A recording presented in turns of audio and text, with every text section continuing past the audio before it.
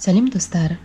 Бүгін сіздермен біз мынадай өте оңай жасалатын көлемді әдемі бантик дайындайтын боламыз. Ол үшін бізге репстік және парча лентасы қажет болады. Репстік лентадан 4 дана қылып 16 сантиметрден 4 дана қылып қырқып аламыз. Және парча лентасынан да 4 дана қылып 16 сантиметр қырқып аламыз. Және де мынау екінші бантигіне 42 сантиметр қылып парча лентасынан 1 дана, 42 сантиметр қылып репстік лентадан 1 дана қырқып алатын боламыз. Ал енді іске кірісейік.